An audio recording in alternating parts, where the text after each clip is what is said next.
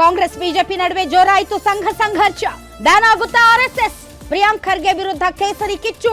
RSS ಒಂದು ರಹಸ್ಯ ಸಂಘಟನೆನಾ? ನೋಂದಣಿ ಆಗಿಲ್ವಾ? ಆರ್ಎಸ್ಎಸ್ ಒಂದು ಪೊಲಿಟಿಕಲ್ ಸಂಸ್ಥೆಯಾಗಿ ಬದಲಾಗಿರೋದು ಸತ್ಯನಾ? ಸರ್ಕಾರಿ ಸ್ಥಳಗಳಲ್ಲಿ, ಮುಜರಾಯಿ ಸ್ಥಳಗಳಲ್ಲಿ ಆರ್ಎಸ್ಎಸ್ ಆಚರಣೆ ಯಾಕೆ? ರಿಜಿಸ್ಟರ್ ಆಗದ ಆರ್ಎಸ್ಎಸ್ಗೆ 100 ಕೋಟಿ ಬರ್ತಾ ಇದೆಯಾ? ಸಂಘಕ್ಕೆ ಫಂಡಿಂಗ್ ಎಲ್ಲಿಂದ ಬರುತ್ತೆ? ಮೂಲ ಯಾವುದು? ಆರ್ಎಸ್ಎಸ್ ಇಲ್ಲದಿದ್ರೆ ಬಿಜೆಪಿ ಝೀರೋ. ಬೆಂಕಿಗೆ ತುಪ್ಪ ಸುರಿದ ಪ್ರಿಯಾಂಕ್. ಆರ್ಎಸ್ಎಸ್ ಚಟುವಟಿಕೆಗಳಿಗೆ ನಿಷೇಧಕ್ಕೆ ಸಚಿವ ಪ್ರಿಯಾಂಕ್ ಖರ್ಗೆ ಪತ್ರ. ತಾಕತ್ತಿದ್ರೆ ಬ್ಯಾನ್ ಮಾಡಿ ನೋಡಿ. ಕಾಂಗ್ರೆಸ್ಗೆ ಕೇಸರಿ ಚಾಲೆಂಜ್. ಆರ್ಎಸ್ಎಸ್ಗೆ ಅಂಕುಶದ ಪ್ರಯತ್ನ ಬೇಕೇ? ಸಂಘದ ಮೇಲೆ ಜಿದ್ಯಾಕೆ? ಕೇರಳದಲ್ಲೂ ಟೆಕ್ಕಿ ಸಾವಿಗೂ ಆರ್ಎಸ್ಎಸ್ಗೂ ಸಂಬಂಧ ಏನು? ಆರ್ಎಸ್ಎಸ್ ಸದಸ್ಯರಿಂದ ಲೈಂಗಿಕ ಕಿರುಕುಳನ? ಕೇರಳ ಟೆಕ್ಕಿ ಸತ್ತಿದ್ಯಾಕೆ?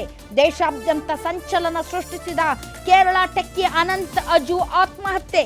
ಆರ್ಎಸ್ಎಸ್ ಅನ್ನ ಕಾರ್ಕೋಟಕ ವಿಷ ಎಂದ ಸಚಿವ ಪ್ರಿಯಾಂಕ್ ಖರ್ಗೆ.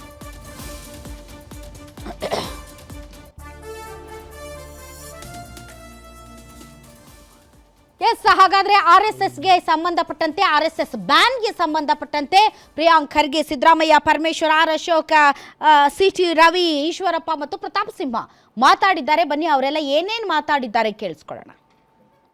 ಇವರು ಇಷ್ಟಿದು ಇದೆ ಆರ್ಎಸ್ಎಸ್ ಅಂತ ಹೇಳ್ತಾರಲ್ಲ ಸರ್, ವರ್ಲ್ಡ್ಸ್ ಲಾರ್ಜೆಸ್ಟ್ NGO ಅಂದ್ಬಿಟ್ಟು ಪ್ರಧಾನಮಂತ್ರಿಯವರು ಕೆಂಪುಕೋಟೆಯಿಂದ ಹೇಳ್ತಾರಲ್ವ. ಯಾವ ರಾಜ್ಯದಲ್ಲಿ ಇವ್ರು ರಿಜಿಸ್ಟರ್ ಆಗಿದ್ದಾರೆ ನಂಗೆ ತೋರಿಸ್ಬಿಡಿ.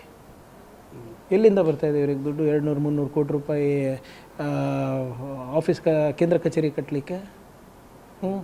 ಹೆಂಗೆ ಬರ್ತಾಯಿದೆ ಇವರಿಗೆ ಈ ರಾಷ್ಟ್ರೋತ್ತನ ಯೂನಿವರ್ಸಿಟಿ ಮಾಡೋಕ್ಕೆ? ಒಂದೇ ವರ್ಷದಲ್ಲಿ ಯೂನಿವರ್ಸಿಟಿನೂ ಲಾಂಚ್ ಆಯಿತು, ಲ್ಯಾಂಡು ತೊಗೊಂಡ್ರು. ಎಲ್ಲಿಂದ ಬರ್ತಾಯಿದೆ ಸರ್ ಇವರಿಗೆ? ಕೇಳಬಾರ್ದ ನಾವು? ಇವರಿಗೆ ಪ್ರಾಬ್ಲಮ್ ಏನಂದರೆ BJPಯವರಿಗೆ RSS ಇತಿಹಾಸ ಗೊತ್ತಿಲ್ಲ. ಅವ್ರ ಲೀಡರ್ಗಳು ನಡೆದು ಬಂದ ಹಾದಿ ಗೊತ್ತಿಲ್ಲ. ಅಸೆಂಬ್ಲಿನಲ್ಲಿ ನಾನು ಕೇಳಿದ್ದೀನಿ, ಕೆಲವು ಪ್ರಶ್ನೆಗಳು ಕೇಳಿದೆ, ಉತ್ತರ ಕೊಟ್ಟರೆ ವೀರ್ ಸಾವರ್ಕರ್ಗೆ ವೀರ್ ಬಿರುದು ಯಾರು ಕೊಟ್ಟರು? 50 ವರ್ಷ ಆದರೂ ಕೂಡ ನಮ್ಮ ರಾಷ್ಟ್ರಧ್ವಜ ಯಾಕೆ RSS ಕೇಂದ್ರ ಕಚೇರಿನಲ್ಲಿ ಹಾರಿಸಿಲ್ಲ? ವೀರ್ ಸಾವರ್ಕರ್ ಅವರು ಯಾಕೆ ಬ್ರಿಟಿಷವ್ರ ಹತ್ರ ಪೆನ್ಷನ್ ತೊಗೊತಾಯಿದ್ರು? ಸಂವಿಧಾನ ಬೇಡ, ಮನುಸ್ಮೃತಿಯನ್ನು ಯಾಕೆ ಬೇಕು ಅಂದ್ಬಿಟ್ಟು ಇವರು ಹೋರಾಟ ಮಾಡಿದ್ದು? ಯಾಕೆ ಬಾಬಾ ಸಾಹೇಬ್ ಅಂಬೇಡ್ಕರ್ ಅವರಿಗೆ ಸೋಲಿಸಿದ್ದು? ಎಲ್ಲ ದಾಖಲೆಗಳು ಕೊಟ್ಟೇ ಮಾತಾಡಿದ್ದೀನಲ್ಲ. ಇವರಿಗೆ ಕನ್ನಡ ಬರೋದಿಲ್ಲ. ನನ್ನ ಪತ್ರದಲ್ಲಿ ಭಾಳ ಸ್ಪಷ್ಟವಾಗಿದೆ, ಸರ್ಕಾರಿ ಎಲ್ಲಿ ಆವರಣಗಳಲ್ಲಿ ಮಾಡಬಾರ್ದು ಅಂತ ಮಾಡಿ. ನಾನೆಲ್ಲಿ ಹೇಳಿದ್ದೀನಿ RSS ಬ್ಯಾನ್ ಆಗಬೇಕು ಅಂತ? ಈ ನಮ್ಮ ಯಾವುದು ಸರ್ಕಾರದ ಆವರಣಗಳಲ್ಲಿ ಮಾಡಬಾರ್ದು ಅಂತ ನಂದು ಪತ್ರ ಇದೆ ಅಷ್ಟೇ. ಕನ್ನಡನ ಕರೆಕ್ಟಾಗಿ ತಿಳ್ಕೊಳಕ್ಕೆ ಹೇಳಿ ಇವರಿಗೆ. ಸರ್, ಇವತ್ತು ವಿಜಯನಗರ ಹಿಡಿದುಕೊಂಡು ಎಲ್ಲರೂ ಕೂಡ BJP ನಾಯಕರು ಆರೋಪವನ್ನು ಮಾಡ್ತಿರುವಂಥದ್ದು ನೆಹರು ಗಾಂಧಿಯಿಂದ ಆಗಿಲ್ಲ, ಇಂದಿರಾ ಗಾಂಧಿಯವರಿಂದ ಆಗಿಲ್ಲ, ಪ್ರಿಯಾಂಕ್ ಖರ್ಗೆ ಅವರಿಂದ ಆಗತ್ತಾ? CM ಸಿದ್ದರಾಮಯ್ಯವರು ಮಾಡ್ತಾರ? ಮೊದಲನೇದಾಗಿ ನಾನು ಹೇಳ್ದಂಗೆ ಇವರಿಗೆ ಇವ್ರ ಇತಿಹಾಸನೇ ಗೊತ್ತಿಲ್ಲ. ಪಟೇಲ್ ಅವರು, ನೆಹರು ಅವರು ಬ್ಯಾನ್ ಮಾಡಿದರು. ಇವರೇ ಹೋಗಿ ಕೈಕಾಲು ಬಿದ್ದು ನಾವು ಧ್ವಜವನ್ನು ನಾವು ಗೌರವಿಸ್ತೀವಿ, ಸಂವಿಧಾನವನ್ನು ಗೌರವಿಸ್ತೀವಿ ಅಂತ ಕೈಕಾಲು ಬಿದ್ದಾದಮೇಲೆ ಅವ್ರ ಮೇಲೆ ನಿಷೇಧವನ್ನು ಏನು ಹಾಕಿದ್ದನ್ನು ಅದನ್ನು ತೆರವು ಮಾಡಿದ್ದು. ಅದಾದಮೇಲೆ ಇಂದಿರಾ ಗಾಂಧಿಯವರು ಕೂಡ ಬ್ಯಾನ್ ಮಾಡಿದ್ರು. ಮತ್ತೆ ಹೋಗಿ ಇವ್ರು ಕೈಕಾಲು ಬಿದ್ದಿದ್ರು. ಆದರೆ ನಿಮ್ಗೆ ಏನು ಮಾಡೋದು, ಹುಟ್ಟುಗುಣ ಸುಟ್ಟರು ಹೋಗಲ್ಲ ಅಂದ್ಬಿಟ್ಟು ಇವರು ಅದೇ ಚಾಳಿ ನಡೆಸಿದ್ದಾರೆ. ಅವರು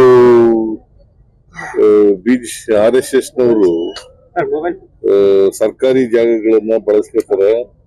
ಅದನ್ನ ನೀವು ತಮಿಳುನಾಡಿನಲ್ಲಿ ಸರ್ಕಾರ ಏನ್ ಮಾಡಿದ ಆ ಥರ ಮಾಡಿ ಅಂತ ಬರೆದಿದ್ದಾರೆ. ನಾನು ಚೀಫ್ ಸೆಕ್ರೆಟರಿಗೆ ಪರಿಶೀಲನೆ ಮಾಡಿ ತಮಿಳುನಾಡಿನಲ್ಲಿ ಏನ್ ಮಾಡಿದ್ದಾರೆ ನೋಡಿ ಅಂತ ಹೇಳಿದ್ದೀನಿ. ಪತ್ರ ಬರೆದಿದ್ದಾರೆ. ಅದ್ರ ಬಗ್ಗೆ ಸರ್ಕಾರಿ ಜಾಗಗಳಲ್ಲಿ, ಶಾಲೆಗಳು, ಕಾಲೇಜುಗಳು ಈ ರೀತಿ ಸರ್ಕಾರಿ ಜಾಗದಲ್ಲಿ ಮಾಡಬಾರ್ದು ಅಂತ ಪತ್ರ ಬರೆದಿದ್ದಾರೆ ಅಂತೇಳಿ ನಾನು ಮಾಧ್ಯಮದಲ್ಲಿ ನೋಡಿದ್ದೇನೆ. ಅದನ್ನು ನಾನು ಗೊತ್ತಿಲ್ಲ, ಮುಖ್ಯಮಂತ್ರಿಗಳು ಚರ್ಚೆ ಮಾಡ್ತಾರ ಅಥವಾ ಅವರು ಏನೋ ಚೀಫ್ ಸೆಕ್ರೆಟರಿ ಅವರಿಗೆ ಇದ್ರ ಬಗ್ಗೆ ಕ್ರಮ ತಗೊಳ್ಳಿ ಅಂತನೋ ಏನೋ ಪರಿಶೀಲಿಸಿ ಅಂತನೋ ಏನೋ ಬರೆದಿದ್ದಾರೆ ಅಂತ ಕೇಳಿದ್ದೇನೆ. ಅದರ ಸಾಧಕ ಬಾಧಕಗಳನ್ನು ಪರಿಶೀಲನೆ ಮಾಡ್ತೀವಿ. ಅಲ್ಲ, ದೂರ ಬಂದರೆ ಅಂದರೆ ನಾವು ಸುಮೋಟೋ ಮಾಡೋದಕ್ಕೆ ಈಗ ಅವಕಾಶ ಇಲ್ಲ. ಅದನ್ನು ಬಂದ ಮೇಲೆ ನೋಡೋಣ, ಪರಿಶೀಲನೆ ಮಾಡ್ತೀವಿ. ಅವರಪ್ಪ RSS ಕ್ಯಾಂಪ್ ಬಂದು ಯಾಕೆ ಹೋದ್ರು?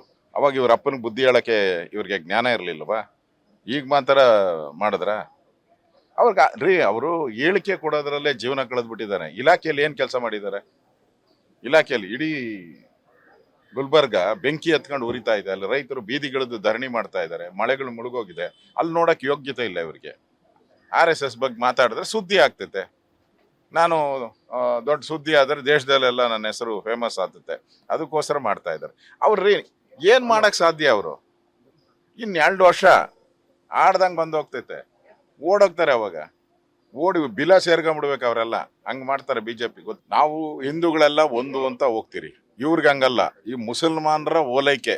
ಮುಸಲ್ಮಾನರು RSS ನ ಬೈದ್ರೆ ಯಾರು ಖುಷಿ ಆಗ್ತೈತೆ ಈ ದೇಶದಲ್ಲಿ, ಈ ರಾಜ್ಯದಲ್ಲಿ? ಮುಸಲ್ಮಾನರು ಖುಷಿ ಆಗ್ತೈತೆ. ಆ ಬ್ಯಾನ್ ಮಾಡಿದಾಗಲೆಲ್ಲ ತನ್ನ ಸಾಮರ್ಥ್ಯವನ್ನು ಹೆಚ್ಚು ಮಾಡಿಕೊಂಡಿದೆ ರಾಷ್ಟ್ರೀಯ ಸ್ವಯಂ ಸೇವಕ ಸಂಘ. 48ರಲ್ಲಿ ಬ್ಯಾನ್ ಮಾಡಿದ್ರಿ, ತನ್ನ ಸಾಮರ್ಥ್ಯವನ್ನು ಹೆಚ್ಚು ಮಾಡ್ಕೊಳ್ತು.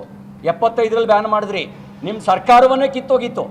ಸರ್ವಾಧಿಕಾರಿ ಇಂದಿರಾ ಗಾಂಧಿ ಸೋತು ಮೂಲೆ ಸೇರಿ ಇನ್ನು ಸಾಕಪ್ಪ ಸಾಕು ನನಗೆ RSS ಸವಾಸ ಅಂತ ಅನ್ನುವ ಸ್ಥಿತಿಗೆ ಬಂದು ರಾಜಿ ಮಾಡ್ಕೊಳ್ಬೇಕಾದಂಥ ಪರಿಸ್ಥಿತಿ ಬಂತು.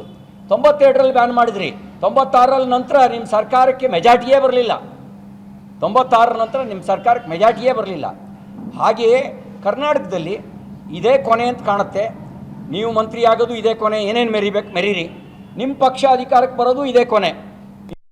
ಈ ಪ್ರಿಯಾಂಕಾ ಖರ್ಗೆ ಅವರಿಗೆ ತಮ್ಮ ಅಸ್ತಿತ್ವವನ್ನು ಸಾಬೀತುಪಡಿಸಿಕೊಳ್ಳುವಂತಹ ಒಂದು ಅಭ್ಯಾಸ ಆಗೋಗ್ಬಿಟ್ಟಿದೆ. ಆದರೆ ಪ್ರಿಯಾಂಕಾ ಖರ್ಗೆ ಅವರ ಈ ಒಂದು ಹುಚ್ಚು, ಈ ಗೀಳು, ಈ ಚಾಳಿ ಇದೆಯಲ್ಲ, ಇದಕ್ಕೆ ಖಂಡಿತ ಯಾವುದೇ ಮದ್ದಿಲ್ಲ. ಇದಕ್ಕೆ ಏನು ಯಾರು ಚಿಕಿತ್ಸೆ ಕೊಡೋಕ್ಕಾಗಲ್ಲ. ಇದು ಅನಿಸ್ಬಿಟ್ಟಿದೆ ನನಗಂತೂ. ಯಾಕಂದರೆ ಆ ವ್ಯಕ್ತಿಯ ಎಲ್ಲ ಟ್ವೀಟ್ಗಳಿರ್ಬೋದು, ಆತನ ಹೇಳಿಕೆ ಇರ್ಬೋದು, ಪ್ರತಿಯೊಂದಕ್ಕೂ ಕೂಡ ಕೌಂಟ್ರ್ ಕೊಟ್ಟು ನಮಗೂ ಸುಸ್ತಾಗೋಗ್ಬಿಟ್ಟಿದೆ. ಯಾಕೆಂತಂದರೆ ಆ ವ್ಯಕ್ತಿಗೆ ಒಂಥರ MMI ಮೇಲೆ ಮಳೆ ಹುಯ್ದಂಗೆ ಆಗೋಗಿದೆ. ಅದೇನೋದು ಹೀರ್ಕೊಳ್ಳಲ್ಲ ನೋಡಿ. ಹಾಗಾಗಿ ಏನೇ ಬುದ್ಧಿ ಹೇಳಿದ್ರು ಕೂಡ PUC ಫೇಲ್ ಆಗಿ ಯಾವುದೋ ಆ್ಯನಿಮೇಷನಲ್ಲಿ ಯಾವುದೋ ಸರ್ಟಿಫಿಕೇಟ್ ಇಟ್ಕೊಂಡಿರೋಂಥ ವ್ಯಕ್ತಿಗೆ ಎಲ್ಲ ಅರ್ಥ ಆಗುತ್ತೆ. ಒಂದು ಕುಟುಂಬದ ಚೀಲಾಗಳಾಗಿ ಇವತ್ತೇನು RSS ಬಗ್ಗೆ, ಹಿಂದುತ್ವದ ಬಗ್ಗೆ, BJP ಬಗ್ಗೆ ಮಾತಾಡಲಿಕ್ಕೆ ಪ್ರಿಯಾಂಕಾ ಖರ್ಗೆ ಪರಿಪಕ್ವವಾಗಿಲ್ಲ. ಅವ್ರ ತಂದೆಗೂ ಏನು ಕಿಸಿಲಿಕ್ಕಾಗಲಿಲ್ಲ RSSನು ಬಂದ್ ಮಾಡಲಿಕ್ಕೆ. ನೆಹರೂಗೂ ಕಿಸಿಲಿಕ್ಕಾಗಿಲ್ಲ, ಇಂದಿರಾ ಗಾಂಧಿಗೂ ಆಗಿಲ್ಲ. ಇವ್ಯಾವ ಗಿಡ ತಪ್ಪಲು? ಇದನ್ನು ಪ್ರಿಯಾಂಕಾ ಖರ್ಗೆ ತಿಳ್ಕೋಬೇಕು. ಏನೋ ಒಂದು 2 ವರ್ಷ ಹಾರಾಡಲಿ. ಎಷ್ಟು ಹಾರಾಡ್ತಾರೆ, ಯಾವ ಶಾಖೆ ಬಂದ್ ಮಾಡ್ತಾರೆ, ಏನು RSS ನಿರ್ಬಂಧ ಏನು ಮಾಡ್ತಾರೆ, ಇನ್ನೊಂದು 2 ವರ್ಷ ಸಿದ್ದರಾಮಯ್ಯನವ್ರು ಇವ್ರ ಮಾತು ಕೇಳಿ ಹಾರಾಡಲಿ. ನಮ್ಮದೇ ಸರ್ಕಾರ ಬರ್ತೈತೆ ಮುಂದೆ. ಬಂದಾಗ ಇವ್ರದ್ದೆಲ್ಲ ಬಡ್ಡಿ ಸಹಿತ ವಾಪಸ್ ಕೊಡ್ತೀವಿ.